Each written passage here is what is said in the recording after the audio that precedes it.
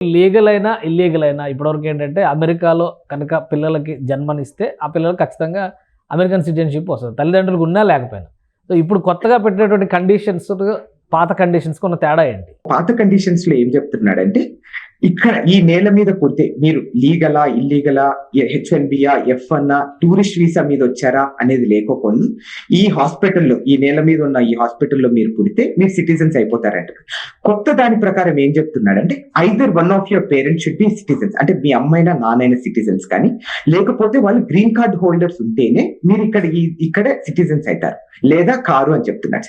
ఇప్పుడు దీనివల్ల భారతీయులకి ఎక్కువ సమస్యలు వచ్చే అవకాశం ఉందా? ఎందుకంటే జనరల్గా మన వాళ్ళంతా లీగల్ ఇమ్మిగ్రేషన్ మీదే ఉంటారు కాబట్టి వీసాలు ఉన్నప్పటికీ కూడా ఇక్కడ చెల్లుబాటు కాదు, ఓన్లీ గ్రీన్ కార్డు హోల్డర్స్ మాత్రమే వర్కౌట్ అయింది.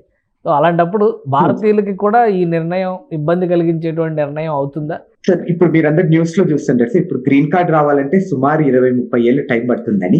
ఇప్పుడు ఫర్ ఎగ్జాంపుల్ ఇప్పుడు నాకు పుట్టింది అనుకో సార్ పాప, ఇప్పుడు ఏదైనా ఆ పాపకు సిటిజన్షిప్ వస్తే ఏమైతుందంటే 18 ఏళ్ల తర్వాత మనకు ఆమె స్పాన్సర్ చేసే హక్కు ఆమెకు ఉంటుంది సార్, అంటే నా పేరెంట్స్ కి.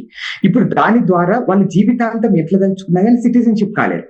అంటే ఇది ఇక్కడికి వచ్చి మనం ఏవి అనుభవించలేము సార్.